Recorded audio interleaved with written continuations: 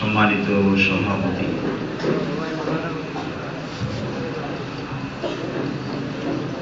ইসলামী ছাত্র শিবিরের সম্মানিত দায়িত্বশীল বৃন্দ, বাংলাদেশ জামায়াত ইসলামের সম্মানিত দায়িত্বশীল বৃন্দ এবং আজকের প্রোগ্রামের সম্মানিত উপস্থিতি, আসসালামু আলাইকুম ওয়া রাহমাতুল্লাহি তাআলা ওয়া বারাকাতুহু।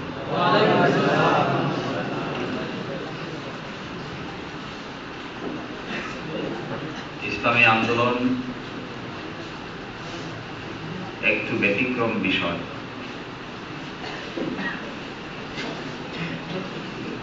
সাধারণ রাজনীতি পলিটিক্সের সাথে এর মিল খুঁজে পাওয়া বড় মুশকিল।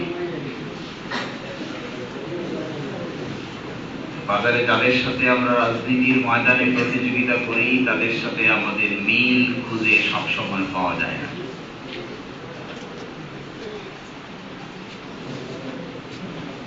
প্রচলিত রাজনৈতিক সংগঠনগুলো যা করে আমরা তা সবকিছু করতে পারি না এবং করি না। প্রচলিত রাজনৈতিক সংগঠনগুলো যেভাবে মানুষকে তাদের সংগঠনে ভোলাইতে চায়, ভিড়াইতে চায়, আমরা আমাদের সংগঠনে এইভাবে ভোলাইতেও চাই না, ভিড়াইতেও চাই না। আমাদের সংগঠনের একটি নির্দিষ্ট গতি পদ্ধতি আছে, কতগুলো সিস্টেম আছে, কতগুলো বিধান আছে। এই বিধানগুলো না মানলে এই সংগঠনে শরীক হওয়া যায় কিন্তু টিকে থাকা যায় না। এই সংগঠনে উত্তেজনার বশবর্তী হয়ে কিছুক্ষণ উত্তেজনা ঠিক থাকে, কিন্তু শেষ দিন পর্যন্ত টিকে থাকা সৌভাগ্যের বিষয়। This is a question of fortune. This is not something in traditional politics. We are not the traditional politician. We have some extra characteristics and we are different. ওরাও মানুষ, আমরাও মানুষ, ওরাও চলে, আমরাও চলি, ওরাও খায়, আমরাও খাই, ওরাও প্রসব করে, আমরাও প্রসব করি।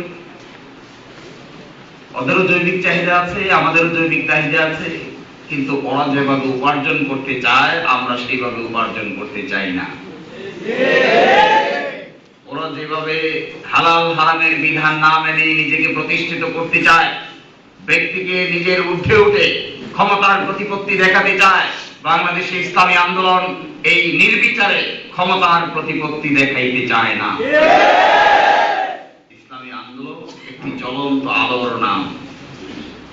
ইসলামী আন্দোলন একটি টর্চের নাম। It's a torch. It's a light. It's a very powerful light.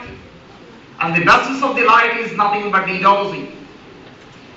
The basis of the light is nothing but the power of ideology. আদর্শের পাওয়ারটা খুব শক্তিশালী, খুব মজবুত, টাকার পাওয়ারটা ক্ষণস্থায়ী এবং কিছুক্ষণের জন্য। We are something, dear brothers and my serious. This is something which is totally different. আমরা ভোটের রাজনীতি করি, কিন্তু টাকা দিয়ে ভোট কেনাকে আমরা কখনোই পছন্দ করি না। তাই বলে কি আমরা ভোট পছন্দ করি না? করি, on the basis of ideology. আমার আদর্শের উপরে বলিয়ান হয়ে কেউ যদি আমাকে সমর্থন করে তাতে আমার আপত্তি নেই, কিন্তু আমার টাকার জোরে জড়িয়ান হয়ে কেউ যদি আমাকে সমর্থন করতে চায়, এরকম লক্ষ কোটি সমর্থকের সমর্থন আমরা নেওয়ার সুযোগ থাকলেও নিতে চাই না। এই বেসিক বিধানগুলো মাথায় রাখতে হবে ভাই। আমরা তো আর পলিটিক্স করি না, আমরা মুভমেন্ট করি। Movement, this is something, a movement. আমাদের মুভমেন্টটা খুব পাওয়ারফুল। দেখবেন কেমন পাওয়ারফুল। একটা ছেলে এক সময় ঢাকা বিশ্ববিদ্যালয়ে পড়তো। আমি পাওয়ারফুলের নমুনা দেখবো, see what is powerful, how far this is powerful. Let's analyze one after another. Dhaka বিশ্ববিদ্যালয়ে আরিফ নামে একটা ছেলে পড়তো। আরিফ ইংরেজি ডিপার্টমেন্টে পড়ে 3rd ইয়ারে, আমি তখন 4th ইয়ারে পড়ি। থার্ড ইয়ারে পড়াকালীন অবস্থায় ছেলেটা বাংলাদেশের প্রথম ক্যাটাগরির বড় পুলিশ অফিসার যে কজন আছে তাদের মধ্যে একজনের সন্তান। নাম বললে আপনারা চিনে ফেলবেন সবাই, এক নাম, তার বাবা। ছেলেটা ড্রাগ এডিক্ট। আমার সাথে তার দেখা হলের বাউন্ডারিতে, বারান্দায় খাবার উঠে আসতেছে এই সময়। আমি তাকে জিজ্ঞেস করলাম যে হোয়াটস ইউর প্রবলেম? বলছে sir I have no problem. বলছে how far you are suffering from drug? সে আমাকে বলছে no I am not suffering from drug. So what's your problem sir? Could you please give me answer? সে আমাকে answer দিচ্ছে না। সে আমাকে বলছে যে আমার পার্সোনাল প্রবলেম আপনাকে বলবো কেন? আমি বুঝতে পারলাম যে আসলে কারো পার্সোনাল প্রবলেম কিভাবে জিজ্ঞেস করতে নাই, বেইজ্জতির স্বামী। আস্তে করে আমি ভাবলাম যে তাকে একটু ফ্রেন্ডশিপ ডেভেলপ করলে বলবে তার কি প্রবলেম। দেখা সাক্ষাৎ হয়, বাড়িতে গেলাম। বাড়ি থেকে আসার সময় কতগুলো পিঠা নিয়ে আসে। এই পিঠা দুইটা তারা খাইতে দিলাম। পিঠা খাওয়ার সাথে সাথে একটু মহব্বত তৈরি হয়েছে। পরে একদিন ছাদে গেলাম, হলের ছাদে জিজ্ঞেস করলাম যে ভাই তোমার কি প্রবলেম? তুমি ড্রাগ এডিকশন কেন করছো? Why are you taking drug? You are taking Papidrin and Sirazine and this is very bad. সে আমাকে বলছে যে আপনি শুনতে চান আমি কেন ড্রাগ নিই? বললাম হ্যাঁ শুনতে চাই। বলছে আমি ড্রাগ নিই এই কারণে যে আমার বাবা আমার মাকে ডিভোর্স করে দিয়েছে এবং আমাকে ওই ফ্যামিলি থেকে ত্যায্য পুত্র করে দেওয়া হয়েছে। এই ঘটনা ভুলে থাকার জন্য আই এম টেকিং ড্রাগ। আমার কাছে মনে হয়েছে যে তার যুক্তিটা কিছুটা গ্রহণযোগ্য। আমি তাকে বললাম যে তোমাকে আমি একটা সলিউশন দিব, তুমি মানবা? বলছে আপনার সলিউশন আমি মানবো কেন? খুব রিয়াক্টিভ। বলছে আপনার সলিউশন আমি মানবো কেন? This is my family issue, my personal issue. আমি বললাম যে তুমি আমার সাথে কক্সবাজার যাবো। আমার তখন ইউনিভার্সিটির সেক্রেটারির দায়িত্ব। তুমি আমার সাথে কক্সবাজার যাবো? বলছে কক্সবাজার যাওয়া যায়। কক্সবাজার নিয়ে গেলাম। রাতে আমাদেরকে হোটেল সিগাল, যারা কক্সবাজার গিয়েছেন তারা দেখবেন সমুদ্রের পাড়ে একটা হোটেল আছে, হোটেল সিগাল। তো হোটেল সিগালে আমাদেরকে থাকতে দিয়েছে মেহমান হিসেবে। রাতে ঘুমিয়েছি, রাত 3টা বাজে, ছটফট ছটফট করতেছে। আমাকে ডাকে উঠেছি ঘুম থেকে যে আমি একটু বাইরে যাবো। আমি বললাম তুমি বাইরে যাবো কেন? বলছে আমি বাইরে যাবো। বললাম যে এত রাতে কোথায় বাইরে যাবা? আমাদের দায়িত্ব নিয়ে দিতেছিল একজন ভাই কক্সবাজারের। আমি তাকে ডেকে নিয়ে আসি, বললাম ওকে বাইরে নিয়ে যান, ও যা করতে চায় সবকিছু করতে দেয়। ও বাইরে গিয়ে যা যা করারটা সব করবে। পরে এসে ঘুমিয়েছে রাত 4টার সময়। আমি ফজরের নামাজ পড়ে আবার ঘুমালাম। 9টার সময় ঘুম ভাঙছে। ঘুম ভাঙে আমাকে ডাকে তুলছে। ডেকে গেলে বলতেছে আপনি আমাকে ফজরের নামাজে ডাকেন নাই কেন? আমাকে বলে কি রাতে খাইছে ড্রাগ আর দিনের বেলা আমাকে জিজ্ঞেস করতেছে আমি ফজরের নামাজে তাকে ডাকি নাই কেন? মনে মনে একটু খুশি হইলাম, সম্ভবত কোনো জায়গায় অ্যাকশন গেছে। কিছুক্ষণ পরে আমাকে বলতেছে আপনি কিন্তু কাজটা ঠিক করেন নাই, আমাকে ফজরের নামাজে ডাকেন। তাতে আমি মনে মনে খুশি হচ্ছি যে সম্ভবত শিবির যে পাওয়ারফুল তা বোঝা যাচ্ছে। ছেলেটি আমার সাথে কক্সবাজার থেকে ঢাকায় চলে আসে। 1.5 বছর পরে ইউনিভার্সিটিতে সফরে গিয়েছে। ইউনিভার্সিটিতে সফরে গিয়ে দেখি সেই আরিফ, যে আরিফ আমার সাথে কক্সবাজার যেতে দ্বিধাগ্রস্ত ছিল, যে ছেলেটিকে আমি তার পার্সোনাল ইস্যু জানার জন্য যার দুয়ারে দুয়ারে ঘুরতাম, সে আমাকে আনসার দিত না। সে আরিফ এখন ঢাকা বিশ্ববিদ্যালয়ে একটি হল শাখার সভাপতির দায়িত্ব পালন করছে। Very powerful. এগুলো কিনতে পাওয়া যাবে না, এর কোনো ইনজেকশন নাই বাজারে। এটা কোনো রাজনীতি না। It's not politics. It's something different. It's somehow a different issue. এই ইস্যু আপনি খুঁজে পাবেন না। কার সাইকেলের জীবনে চড়েছেন আর শিবির হয়েছেন মনেও নেই। কার কাছ থেকে কোন দিন চানাচুর খেয়েছেন এরপরে শিবির হয়েছেন তা ভুলেও গেছেন, আসলে মনে নেই।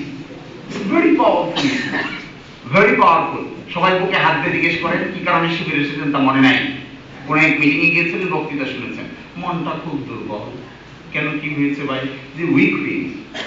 কিসের উইক? শরীর উইক হয়ে গেছে না, এই মনটা উইক হয়েছে।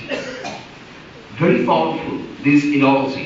এই জন্য যে কাছে মাথা নোয়াইতে হয়, খুব পাওয়ারফুল এই জব। আমি এই কথাগুলো বলতে আসি নাই, তিনটা কথা বলার জন্যই মূলত দাঁড়িয়েছি। এক, জমানা চেঞ্জ হয়েছে ভাই, আগের মতো আর চললে হবে না, আর থাকলেও হবে না।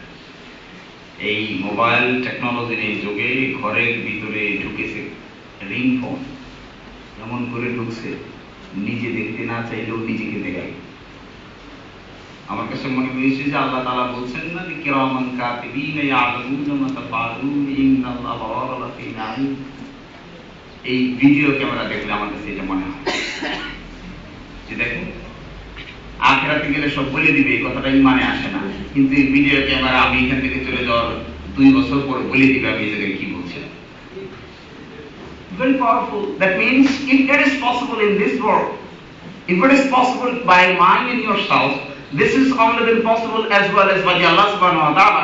He has already targeted the whole world and he has set some CCTV camera.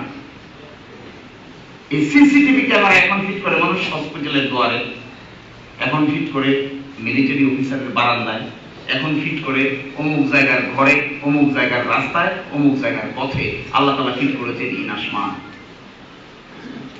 এবং দিস ইজ সিসিটিভি ক্যামেরা, কিন্তু মানে আসে না।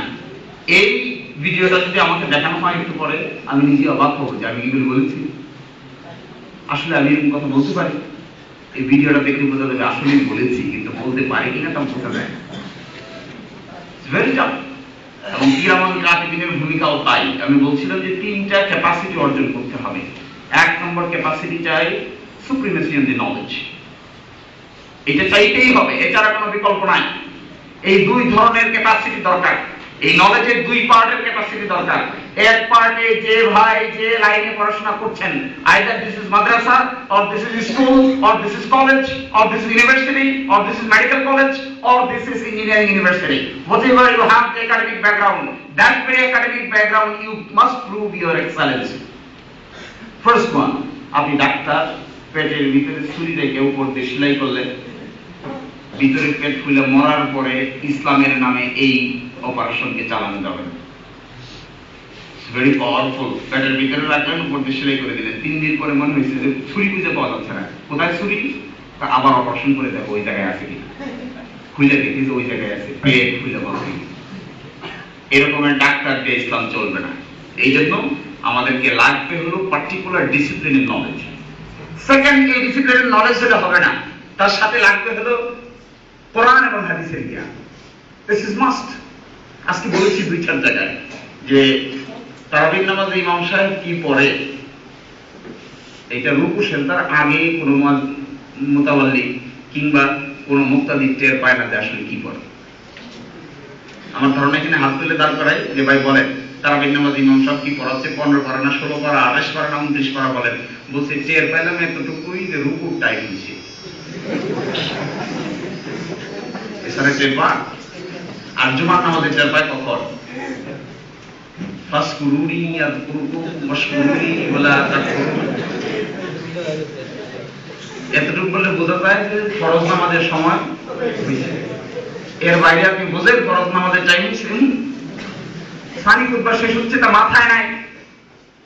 এই কোরআন এবং হাদিস এটিকে এমন ভাবে আঁকড়ে ধরতে হবে যেরকম আঁকড়ে ধরলে মাদ্রাসায় পড়েছে না স্কুলে পড়েছে, ইসলামী ছাত্র শিবির এই দুটো জায়গার মধ্যে একটি গ্যাপ তৈরি করেছিল। এই গ্যাপটাকে মিট আপ করতে চেষ্টা করছে। মাদ্রাসা যারা পড়ে তারা কিছু কোরআন হাদিস জেনে বড় হতো, যারা স্কুলে পড়তো কোরআন হাদিসের ধারে যাওয়ার তাদের সুযোগ ছিল না। ইসলামী ছাত্র শিবির এমন লোক তৈরি করেছে যারা ডিসি অফিসে বসে ডিসিগিরি করে, যারা টিএন অফিসে বসে টিএনগিরি করে, যারা এসপি অফিসে বসে এসপিগিরি করে। আবার সেই লোক মসজিদে আযান দিলে ইমামের সংকট হলে ইমামতির দায়িত্ব পালন করতে পারে। এই কাজ ইসলামী ছাত্র শিবির ছাড়া বাজারে কেউ করে না।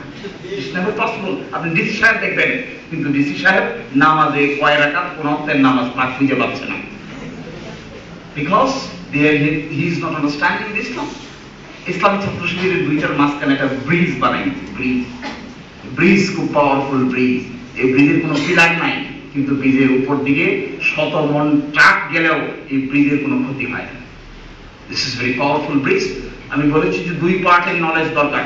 এক পার্টের নলেজ, একাডেমিক নলেজটা খুব জরুরি, তার পাশে নলেজ দরকার কোরআন এন্ড হাদিস এতটুকু নলেজ নিয়ে যাত্রা শুরু করলে বিরোধিতা করে নাকি আওয়ামী লীগের লোকেরা, করুক না, কয়দিন করবে? 2 দিন, 2 বছর, 2 যুগ, এরপরে বানের পানিতে ভেসে যেতে বাধ্য হবে। এই জন্য আমাদের কিছু করতে হবে না, বিকজ নলেজ ইজ সামহাউ এ পাওয়ার। কি করবে আপনাকে? একটা জায়গায় বন্দী করে রাখবে? কতদিন? কয় ঘন্টা? কয় বছর? কয় যুগ? কয় মাস? পসিবল না। চেষ্টা করা যেতে পারে, কিন্তু পারে নাই। এই আন্দোলন ছোট ছিল এক সময়, কিন্তু এখন এত বড় হয়েছে। তাদের সবচেয়ে বেশি মাথা ব্যথা এবং টেনশনের কারণ, এই কথাটি বলতে হয়, আমেরিকান এমবাসি ছাত্র লীগ, ছাত্র দল এবং ছাত্র শিবিরের নেতৃবৃন্দদেরকে ডাকছিল আমেরিকান এমবাসি। আমেরিকান এমবাসিতে গেছি, যেদিন ওবামার ইলেকশন হয়, এদিন ওবামা পাস করছে না ফেল করছে, এটা দেখাইতে চায় আমাদের। গেলাম, ছাত্রলীগ, ছাত্র দল, ছাত্র শিবির, 3 সংগঠনের নেতৃবৃন্দ হাজির। আমি গেলাম, জাহিদ ভাই গেলেন, আমরা 4 জন গেলাম, ওরাও 4-5 জন। গিয়ে দেখি সবাই কফি খাচ্ছে আর ওবামা কেমন করে সিট বাড়তেছে এটা হাসাহাসি হইহুল্লোড় করছে। হঠাৎ করে আমি আগে জানতাম না আমরা যে বাকি 2টা সংগঠনের ছেলেরা ওখানে গেছে, নেতৃবৃন্দ গেছে।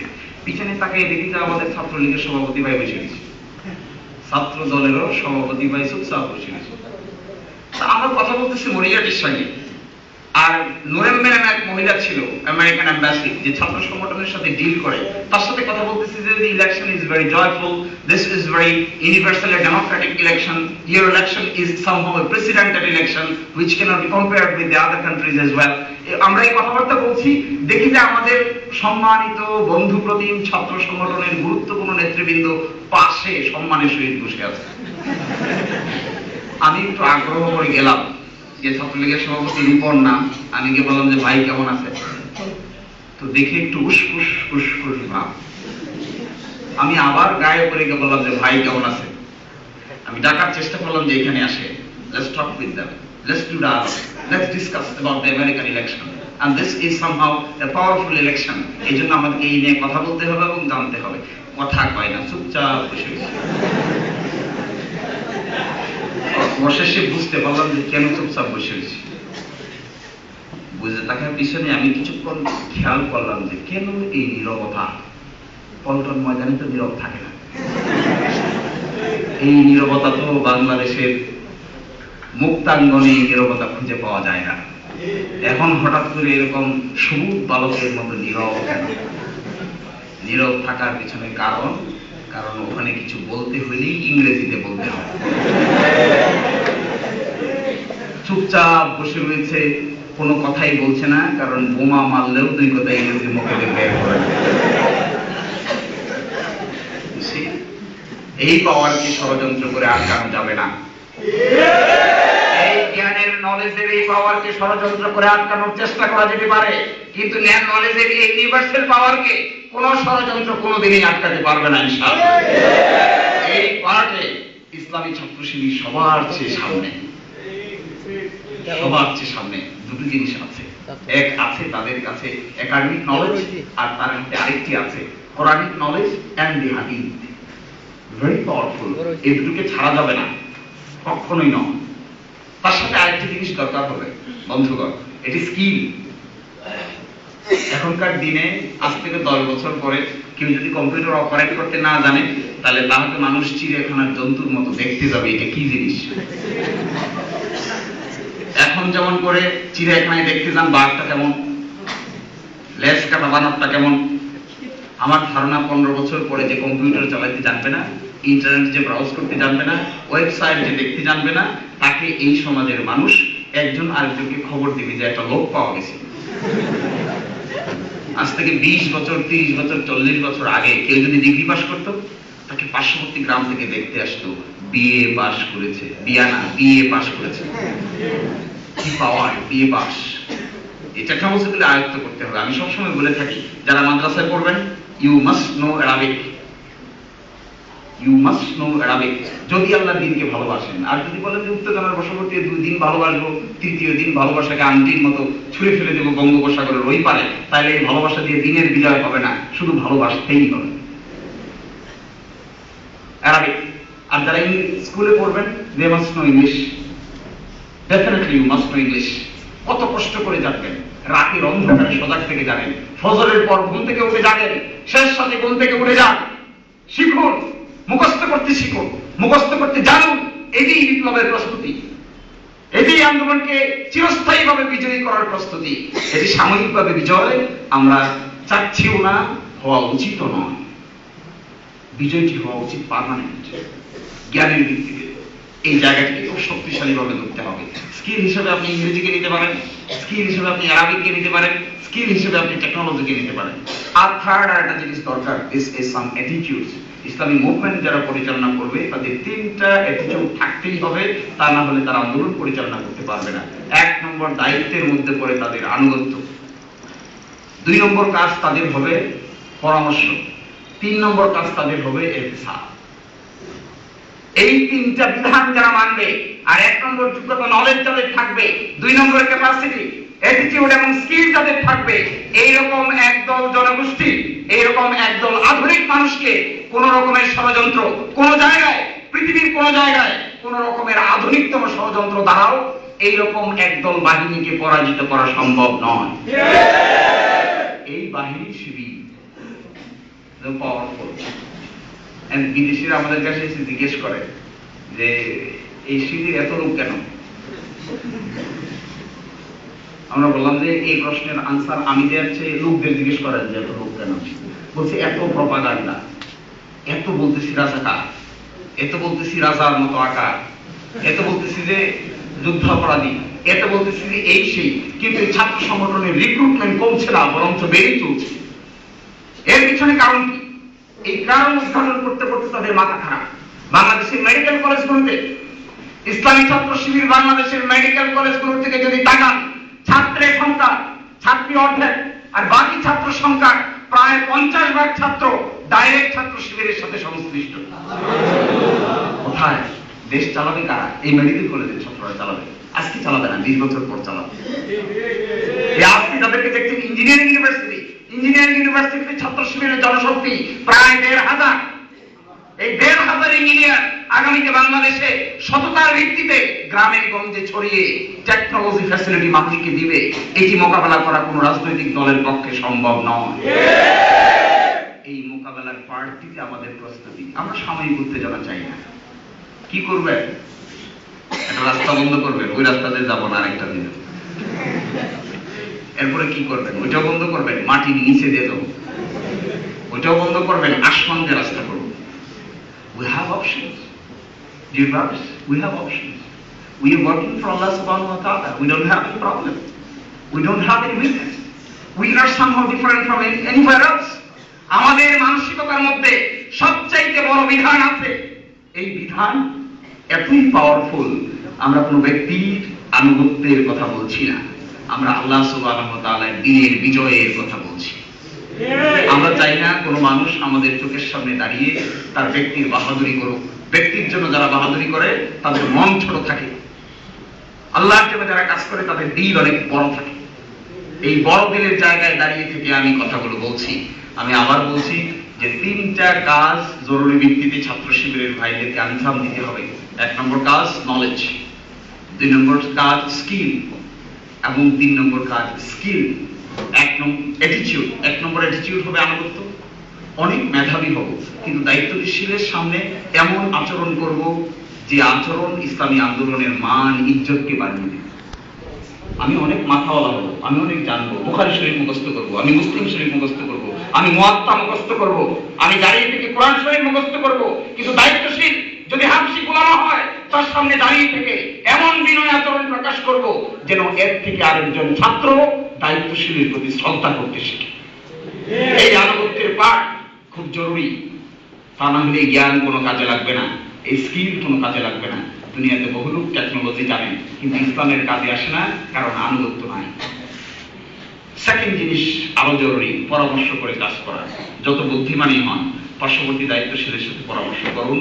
আল্লাহ তাআলার প্রিন্সিপাল ওয়া আমরু শুরা বাইনাহুম, দিস ইজ দ্য প্রিন্সিপাল। অর্থাৎ ইহতিসাব, সংশোধনের দৃষ্টিতে ইহতিসাব করুন। আমাদের বাংলাদেশ জামাত ইসলামের একজন কেন্দ্রীয় দায়িত্বশীল আছে। আমি যখন বিশ্ববিদ্যালয়ের সভাপতির দায়িত্বে আমাকে দেওয়া হলো, ওখানে দাঁড় করে দেওয়া হলো, তখন রোজার ঈদে একটা চিঠি পাইলাম, চিঠি কার্ড। এই কার্ডে লেখা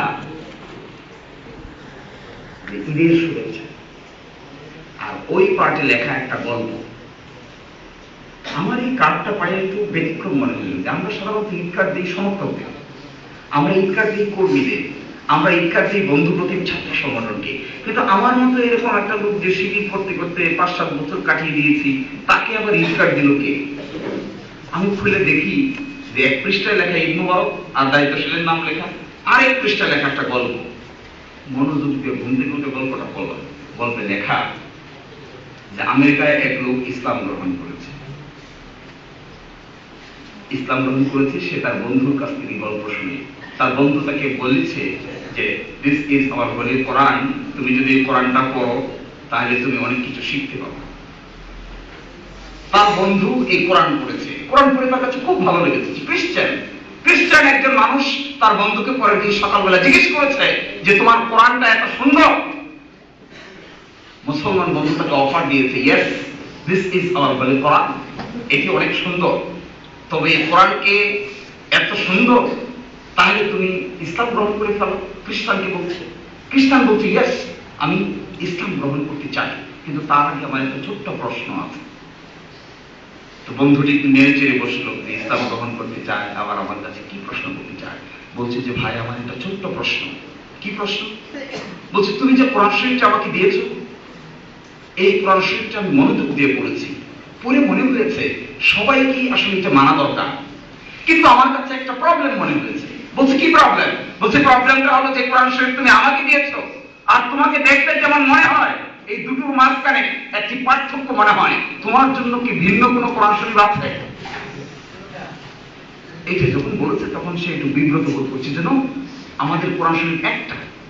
বলছে তাহলে আমাকে যা দিলাম, আমি যা পড়লাম সেটা, আর তোমাকে দেখলে যা মনে হয় তার মধ্যে কি পার্থক্য? সে খুব লজ্জা বোধ করেছে যে আসলে আমি তোমাকে যে কোরআন শরীফ দিয়েছি আমি নিজেও সেই কোরআন শরীফ যথাযথভাবে ফলো করি না। এই ইচ্ছাটা লিখে জামাত ইসলামের একজন দায়িত্বশীল অপর পৃষ্ঠায় ঈদ মোবারক লিখে এক পৃষ্ঠায় এই গল্পটা লিখে আমাদের কাছে পাঠিয়েছে। আমার কাছে মনে হয়েছে যে এই দায়িত্বশীল যিনি আমাকে এই চিঠি পাঠিয়েছেন তিনি অত্যন্ত সহি নিয়তে, ন্যাক নিয়তে একজন দায়িত্বশীলকে তার দ্বীনি দায়িত্ব স্মরণ করিয়ে দেওয়ার জন্য এটি সবচাইতে উত্তম একটি মাধ্যম। আপনি যদি এইভাবে একজন মানুষকে কারেকশন করতে চান, সে কি কোনোদিন ইনঅ্যাক্টিভ হইতে পারে? এই বেস্ট প্রিন্সিপলস গুলো ইসলামের মানতে হবে। আমি আবার বলছি প্রিয় ভাইরা, 3টে ক্যাপাসিটি অর্জন করা জরুরি।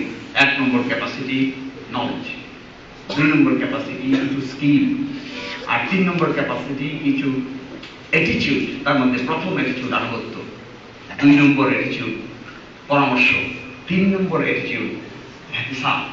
এই দল বাহিনী যখন রাস্তায় হাঁটবে তাদের দেখে মানুষ আল্লাহর দ্বীনের দিকে আসতে বাধ্য হবে। আমি এই কথা বলেছি একটা বিরাট প্রোগ্রামে দাঁড়িয়ে থেকে, আওয়ামী লীগের লোকদের সাথে আমার একটু যোগাযোগ আছে গোপনে। এক জায়গায় দাঁড়িয়ে থেকে আমি তাদেরকে বললাম যে ভাই 15টা বছর সময় দেন, যদি 15 বছর ইসলামী ছাত্র শিবির যেভাবে কাজ করছে তা চলতে পারে, যদি 15 বছর ইসলামী ছাত্র শিবির তার আদর্শের কথা বলতে পারে, যদি 15 বছর ইসলামী ছাত্র শিবির আর 15টা বছর তার দিনের কথা মানুষের সামনে উপস্থাপন করতে পারে, তাহলে 15 বছর পরে সরকার যদি আসমান থেকেও নাজিল হয়, বাংলাদেশের মাটির গর্ভ থেকেও যদি সরকারের জন্ম হয়, উত্তর কিংবা পশ্চিম কোণা থেকেও যদি নতুন সরকারের আগমন হয়, এই 15 বছর পরে ইসলামী ছাত্র শিবিরের প্রোডাকশন ছাড়া কোন সরকারের পক্ষেই এই বাংলাদেশ পরিচালনা করা সম্ভব হবে না। We need the 15 years. This is we are begging to the nation. আমরা যে সমাজ চাই, we need 15 years. আমি চাই একজন টিএনও সাহেব হেঁটে যাবে, কিন্তু আজান দিলে নিকটতম মসজিদে সে তার নামাজের জন্য হাজির হয়ে যাবে। আমরা চাই একজন সাব রেজিস্ট্রার সাহেব বসে বসে সাব রেজিস্ট্রি করবেন, কিন্তু আজান দিলে বিরতিতে মসজিদে গিয়ে আবার এসে দাসে বসবেন। This is hour expectation. এবং এটা 15টা বছর সময় চাই। আমার ধারণা যে এই 15 বছর একটু মাথা ঠান্ডা রাখতে হবে। কেউ যদি গায়ে পাড়াও দেয়, আমরা পাড়াটা ক্রস করে দেব। কেউ যদি ঘাড়েও পাড়া দেয়, এই পাড়াকে ডান পায়ে যদি পাড়া দিতে চায়, তাহলে ডান পা স্লিপ করে বাঁ পায়ে ধরে তাকে দাঁড় করিয়ে রেখে আমি আমার রাস্তা খুঁজে চলে যাব। কিন্তু আমি এখন কোনো ঝামেলায় জড়াইতে চাই না, বিকজ আমার সামনে বিরাট কাজ, মালিকের মতো বিরাট কাজ করে রয়েছে। মালিক ভাইয়ের জীবনের ছোট্ট একটা কথা বলে শেষ করে দিচ্ছি। মালিক ভাই যখন পূর্ব পাকিস্তানের সভাপতি, তখন এর থেকে আমি সিম্পলিসিটি শিখেছি জীবনে অনেক। পূর্ব পাকিস্তানের সভাপতি তখন আজকে যেমন সদস্য সম্মেলন ঢাকায় হয়, তখন সদস্য সম্মেলন পশ্চিম পাকিস্তানে হতো, আজকের পশ্চিম পাকিস্তানে। ওই পাকিস্তানের সদস্য সম্মেলনে যাওয়ার জন্য তাকে দাওয়াত দেওয়া হলো। তিনি তখন নিখিল পূর্ব পাকিস্তানের সভাপতি, কিন্তু তার কোনো জামা নাই, মন খারাপ, একটা পাঞ্জাবি একটা পাজামা। ইস্ত্রি করবে কি দিয়ে? এই পাঞ্জাবি পাজামাটা তিনি রাত্রে ধুয়েছেন, রাত্রে শুকিয়েছেন, ওই রাতে ইস্ত্রি করার টাকা নাই, ওই পাঞ্জাবিটা রেখে দিয়েছেন বালিশের নিচে। বালিশের নিচে রাখার পরে এই জামাটা কিছুটা ইস্ত্রির ভাব হয়েছে, আসলে ইস্ত্রি হয় না, কারণ টাকা না থাকলে তো ইস্ত্রি করা যায় না। পরের দিন সকালবেলা উঠে ওই পাঞ্জাবি পাজামা পরে পূর্ব পাকিস্তান থেকে বিমান যদিও পশ্চিম পাকিস্তানে রওনা দিয়েছেন। তার একটা চিঠি আছে বেলালের কাছে লেখা, ঢাকা কলেজের ছাত্র বেলালের কাছে তিনি লিখেছেন যে, বেলাল, ভূমধ্যসাগরের বেলা ভূমিতে দাঁড়িয়ে তোমাকে চিঠি লিখছি। আমি জানি যে আমার মতো মালিক দিয়ে এই আন্দোলনের বিজয় হবে না, তোমার মতো বেলালকে দিয়েই এই আন্দোলনের বিজয় হবে। তোমাকে খুব দ্রুততম সময়ের মধ্যে এই আন্দোলনের দায়িত্ব নেওয়ার জন্য প্রস্তুতি নিতে হবে। এই কাজটি করেছেন যে মালিক, সেই মালিকের হাজারো উত্তরসূরি বাংলাদেশের বিভিন্ন জায়গায় রয়েছে। আমার বিশ্বাস যে এদেরকে যত শক্তিশালী রাজনৈতিক ব্যবস্থায় নেওয়া হোক, এই বাংলাদেশ থেকে মালিকের উত্তরসূরিকে কেউ মুছে ফেলতে পারবে না ইনশাআল্লাহ।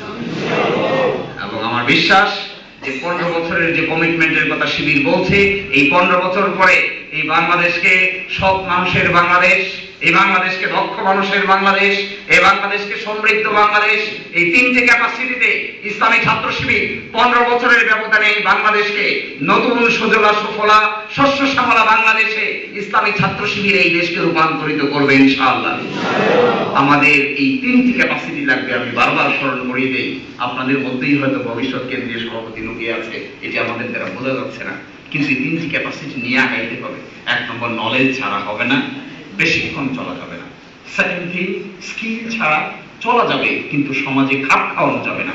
আর থার্ড থিং, কিছু অ্যাটিটিউড আছে, এগুলো আয়ত্ত করতে না পারলে নলেজ এবং স্কিল দুটো জিনিসই ব্যস্ত চলে যাবে, আন্দোলনের কাজে লাগবে না, দুনিয়ার কাজে লাগবে। আর সেই মুসলমানের খুব দরকার। নজরুলের গান আছে বিখ্যাত, সুযোগ পেলে আমি এটি বলি যে, আল্লাহতে যার পূর্ণ ঈমান কোথা সে মুসলমান, যার মুখে ছিল তাওহীদের কালাম, ভয়ে মৃত্যু করিত সালাম, যার দিন দিন রবে কাঁপিত দুনিয়া, জিন করি ইনসান, সেই মুসলমান দরকার। আমার বিশ্বাস যে ইসলামী ছাত্র শিবিরের মধ্য থেকে সেই রকম নেতৃত্ব আগামীতে আমরা উপহার দিয়ে এই বাংলাদেশের মুসলিম উম্মার ক্রাইসিসকে ইসলামী ছাত্র শিবির মোকাবেলা করে নতুন পৃথিবী, নতুন ইসলাম এবং ইউনিভার্সাল পৃথিবীতে ইসলামের বিজয় পতাকা আমরা ওড়াবো ইনশাআল্লাহ। আল্লাহ তাআলা আমাদের সবাইকে তার দ্বীনের জন্য কবুল করুন এবং আমাদের সময়টুকুকে জান্নাতের নাজাতের এবং আদালতে আখিরাতে নাজাতের ওসিলা হিসেবে গ্রহণ করে আল্লাহ তাআলা আমাদের সবার মুক্তির ব্যবস্থা করে দেন। আল্লাহ হাফেজ। আসসালামু আলাইকুম ওয়া রাহমাতুল্লাহ।